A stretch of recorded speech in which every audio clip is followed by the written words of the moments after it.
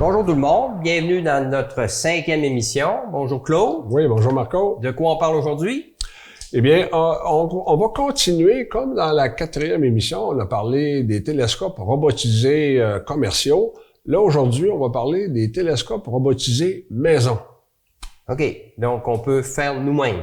C'est ça. Et pourquoi qu'on va parler de ça spécifiquement? C'est que dans la dernière émission, on a vu le télescope commerciaux, il y a des avantages, mais aussi des inconvénients qu'on a vus, qui étaient que, la configuration, elle est stable, tu peux pas rien faire dessus, donc ça peut être tannant quand tu es rendu à un autre niveau. Le télescope commerciaux robotisé, c'est le premier niveau de photographie, et là, si tu veux évoluer un petit peu plus, je pense que là, tu pourrais te fabriquer toi-même ton propre télescope robotisé maison. Comment y arriver? Donc, dans les télescopes robotisés maison, ce qu'on veut là-dedans, c'est qu'on veut qu'ils soient configurables. On l'a dit tantôt, on doit avoir aussi les mêmes capacités que le robotique. Il faut quand même pas reculer. Il faut être en mesure d'avoir le même niveau de perfectionnement.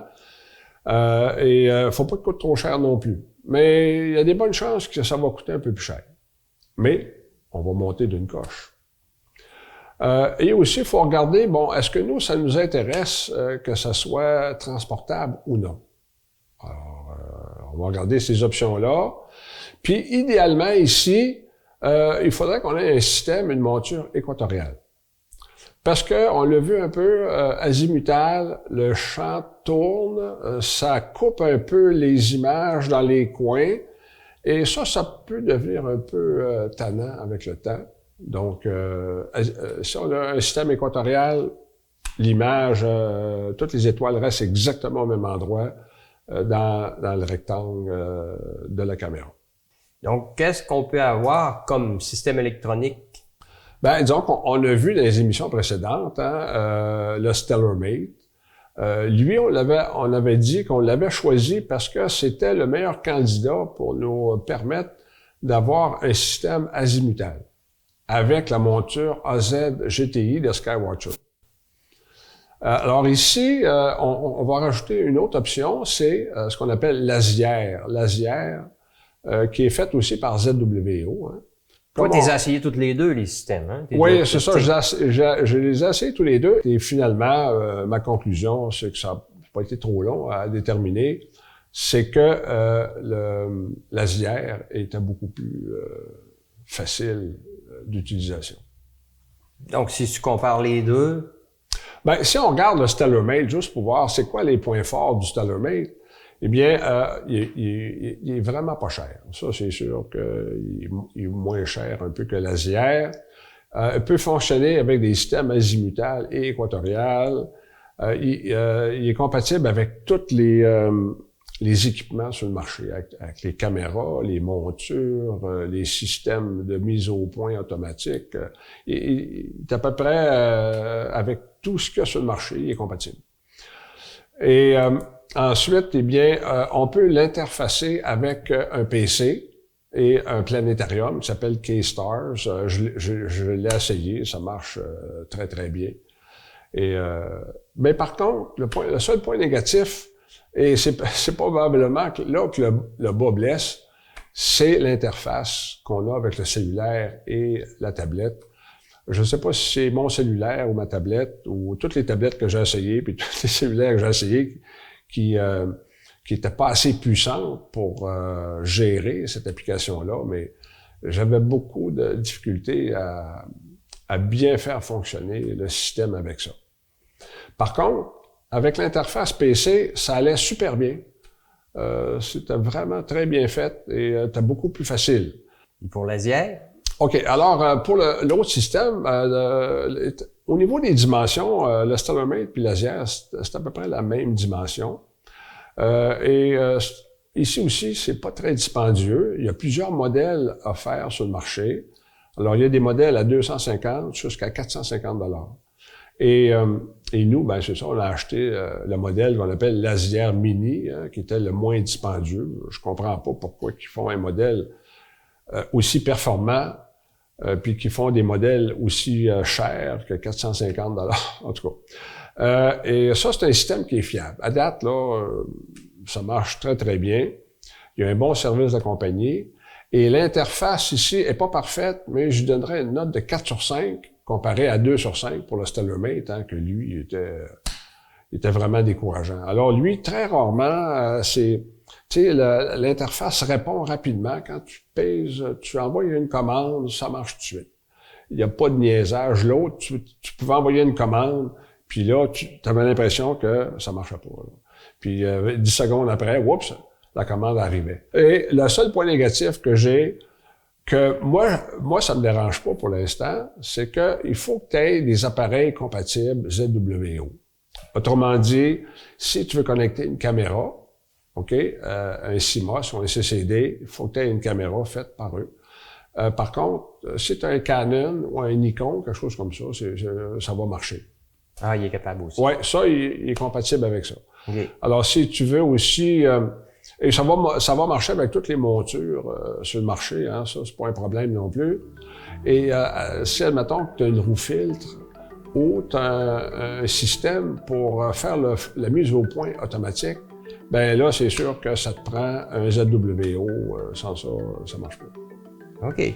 Fait que ça peut être un inconvénient, mais à date, moi, j'ai tout acheté ZWO parce qu'ils sont moins chers.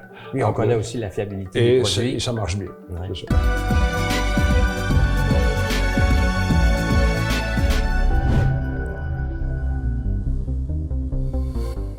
NGC 7000 ou la nébuleuse d'Amérique du Nord se situe dans la constellation du Cygne. Cette grande nébuleuse est située près de Deneb, l'étoile la plus brillante du Cygne. Cette nébuleuse couvre une région plus vaste que 10 fois celle de la pleine Lune. Mais sa brillance de surface est si faible qu'elle n'est pas visible à l'œil nu. On peut cependant la voir avec de petites jumelles. Dans des jumelles ou avec un télescope à large champ de vue, la nébuleuse apparaîtra comme une tache floue sous un ciel suffisamment sombre, en utilisant un filtre à haut contraste qui bloque certaines composantes de lumière. On peut voir la nébuleuse sous un ciel sombre. Sa forme et sa couleur rougeâtre provenant des émissions H-alpha de l'hydrogène ionisé ne sont visibles que sur des photographies à longue exposition. L'image fut prise par moi en septembre 2023 et a nécessité 3 heures d'exposition et nous révèle toute la beauté et les couleurs des grandes structures qui la composent. Quoi de mieux qu'une visite au planétarium pour admirer de près ces belles images du ciel profond prises ici même par nous à Saint-Félicien.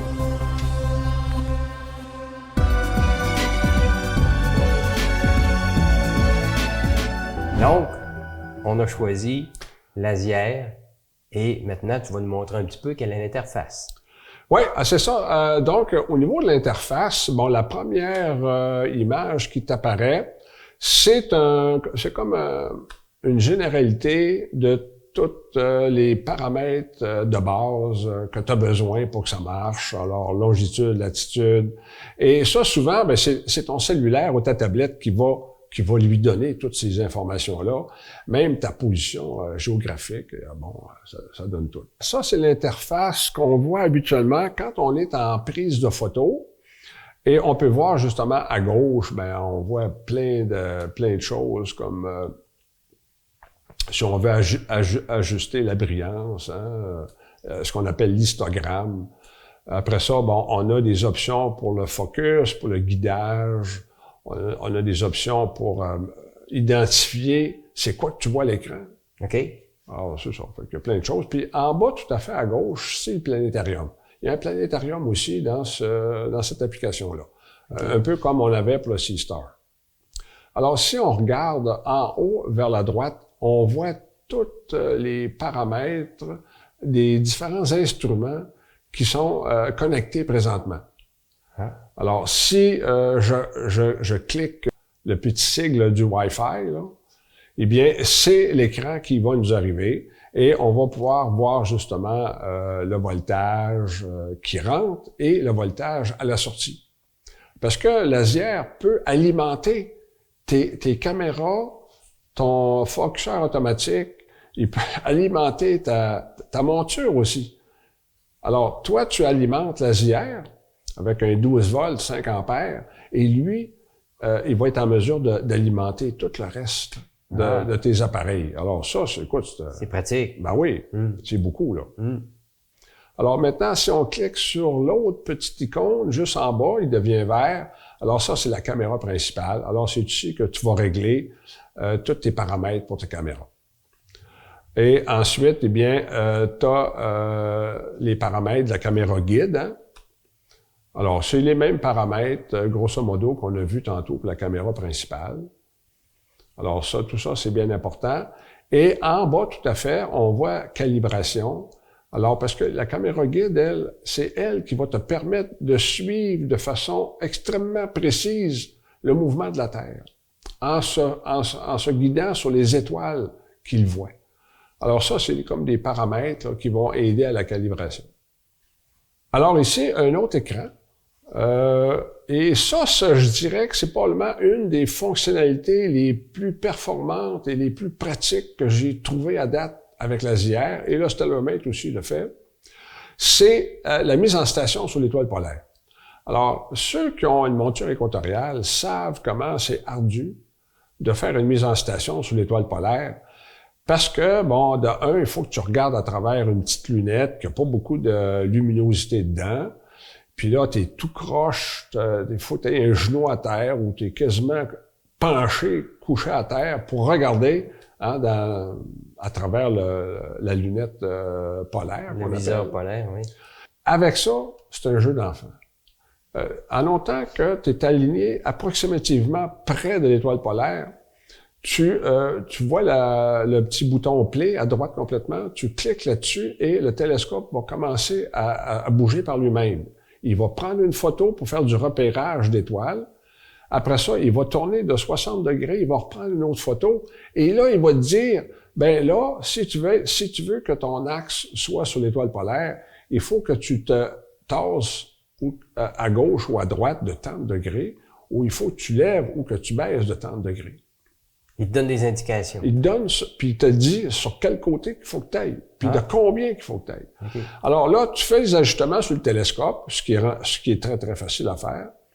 Et après ça, tu lui dis, OK, refais un repérage. Lui, il reprend une photo, puis là, il te donne la correction de ce que tu as fait. Alors, si tu étais à 4 degrés à côté de l'étoile polaire, puis que là, tu es rendu à 1 degré, il va te le dire. Mais il va te dire, ben continue, parce que là, tu es encore trop loin de l'étoile polaire. Fait que là, tu refais, tu rebouges avec les différentes pitons que tu as, les roulettes, et tu essaies d'arriver en dedans de quelques minutes d'arc, là, ou même quelques secondes d'arc de l'étoile polaire. Et ça prend entre 5 et 10 minutes. Oh, c'est un bijou, ça. Ça, c'est la plus belle fonctionnalité qui n'existe pas sur la Terre pour faire une mise en station. Alors, ici, eh bien, on voit qu'on est dans l'interface pour aller se choisir des images. Et justement, on a une image ici qui est M81 et M101. Alors, cette nuit-là, je voulais photographier ces deux objets particuliers-là. Donc, je les ai mis là-dedans, je leur ai donné tous les paramètres pour la photo et tout ça. Et lui, ce qu'il fait, c'est que quand je lance la procédure, lui, il rentre automatiquement dans le planétarium et il te place au centre l'objet que tu veux photographier, qui est M81 ici. Et le carré rouge, ça, c'est le cadrage que ta photo va avoir. Okay. Alors, quand tu vois que M82 est juste dans le coin à gauche, puis que M81 est en plein milieu, bien, ton cadrage, quand tu vas voir ta photo, c'est exactement ce que tu vas avoir. Là, tu nous montres présentement un système que toi, tu as fait avec l'ASIER, c'est ça? Oui, alors, on est toujours dans le système ASIER, mais ici, on est un système mobile. Okay. Alors, ça veut dire que c'est un système que, bon, tu veux aller camper, tu veux l'apporter, mais tu veux pas que ça soit trop pesant, trop encombrant. Ben, ça, c'est le système par excellence. Alors ici, c'est un petit télescope de SV Bony, c'est encore une compagnie chinoise. C'est un 80 mm, 530 mm de focale. Et on a l'Asière Mini, dans ce cas-ci. Qui est installé sur le télescope. Qui est installé sur le système, hein, tout près. Et l'avantage, le gros avantage d'un système mobile comme ça, c'est que tu peux te déplacer dans un endroit où le ciel est super beau.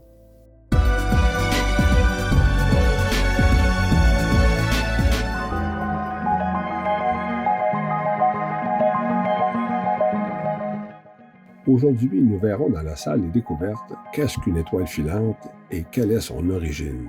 Qui n'a jamais pris le temps d'admirer le ciel afin d'y voir une belle étoile filante? Aussitôt vu, on fait un vœu en espérant sa réalisation un jour. Mais qu'est-ce qu'une étoile filante? Les étoiles filantes ou météores sont causées par de petits grains de poussière venus de l'espace. Ces particules s'échauffent presque instantanément en plongeant à très grande vitesse dans la haute atmosphère, faisant briller l'air sur leur passage. Mais comment un grain de poussière qui entre dans notre atmosphère fait pour produire une lumière aussi vive? C'est la vitesse d'entrée dans l'atmosphère aux alentours de 100 000 à 250 000 km/h qui fait que le grain de poussière se volatise et brille ardemment. On nous demande d'où proviennent ces étoiles filantes. Elles ont deux origines.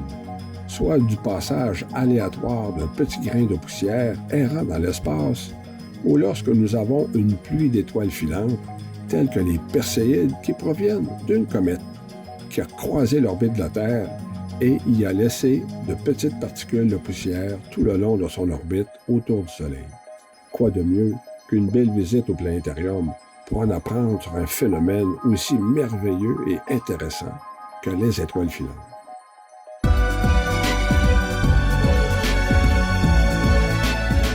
Et l'autre système, c'est celui qu'on veut rester sur place, c'est-à-dire dans un observatoire.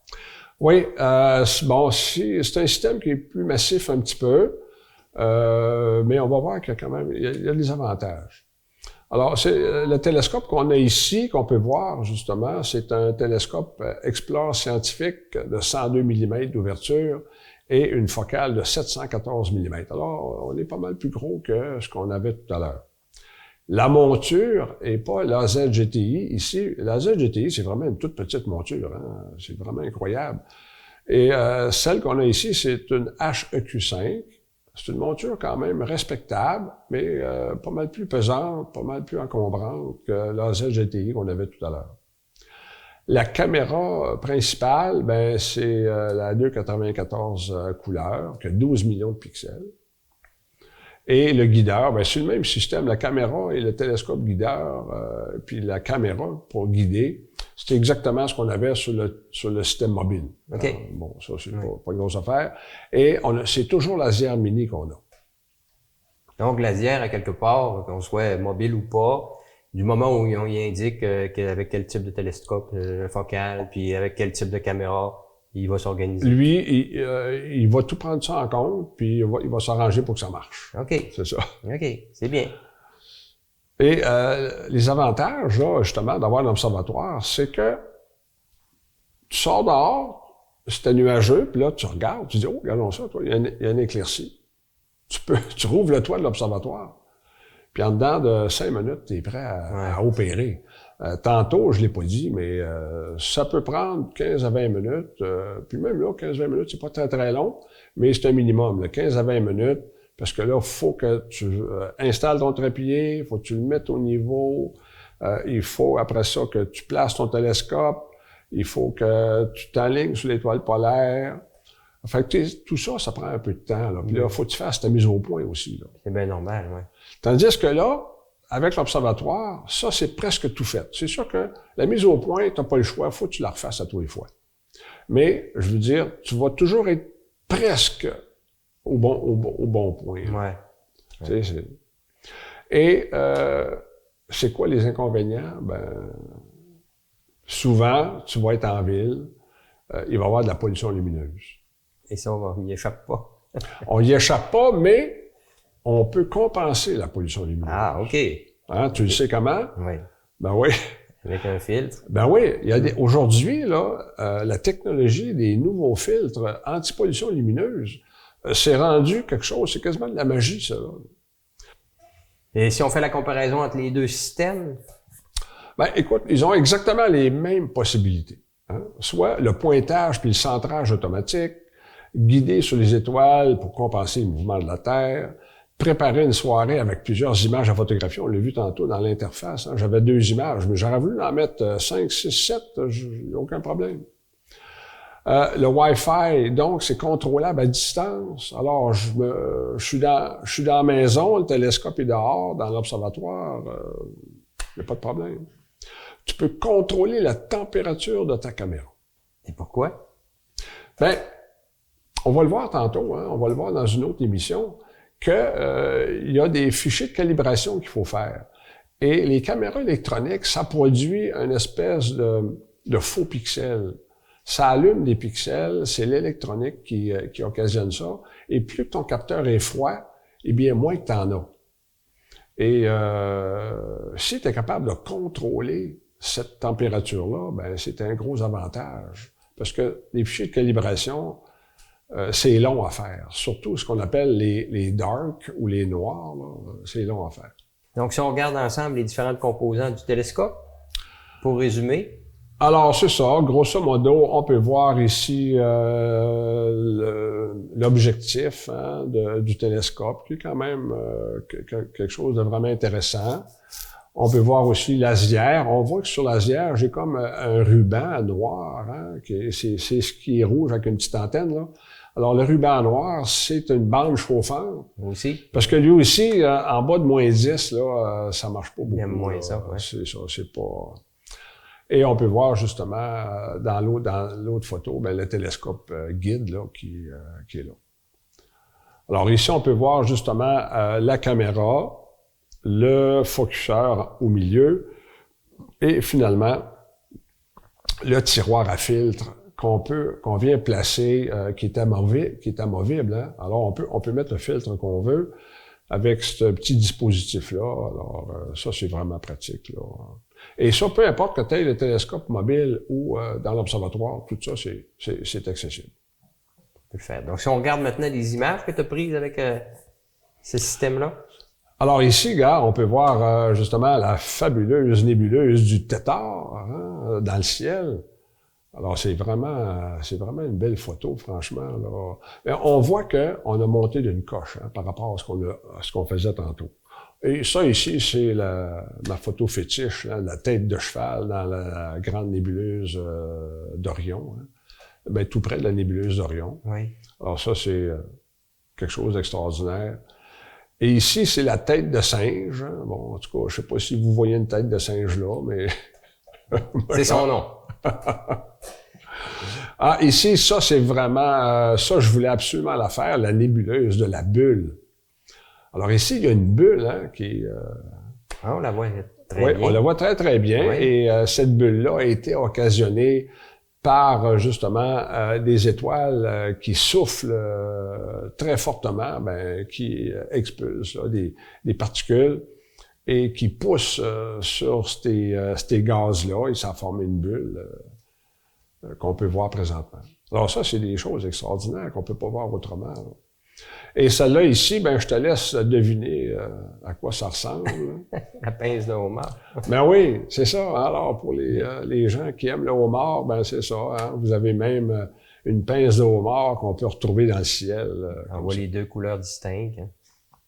Et la dernière, et non la moindre, hein, la fameuse grande nébuleuse d'Orion. C'est l'objet à peu près qui est le plus souvent photographié dans le ciel. On peut voir toute l'étendue et tous les gaz, toute la subtilité. Et cette nébuleuse-là, la particularité, c'est que si on la regarde avec des petites jumelles, on va pouvoir probablement apercevoir la couleur. C'est sûr qu'on va voir les gaz, mais on va voir un peu de couleur. OK. Donc, la prochaine étape, après ça, ça va être? Ben c'est ça. Là, on a vu pas mal de toutes les manières possibles de faire des photos. Et là, ce qu'il faut être capable de faire, c'est que si on veut atteindre le niveau des photos qu'on vient juste de regarder, eh bien, c'est pas des photos qui sortent seules comme ça du télescope puis de la caméra. Ça prend un petit peu de travail. Ça prend ce qu'on appelle du pré-traitement et du traitement sur les images. Et c'est ça qu'on va voir tantôt. On a parlé des DART, ben c'est ça. On va voir comment, à quoi ça sert, puis comment les fabriquer, comment les réaliser, ces fichiers-là. Pour être capable d'avoir les plus belles photos possibles. Exactement. Voilà qui met fin à notre émission. C'est exactement ça. Alors, bonjour tout le monde, puis je vous remercie, puis à la prochaine.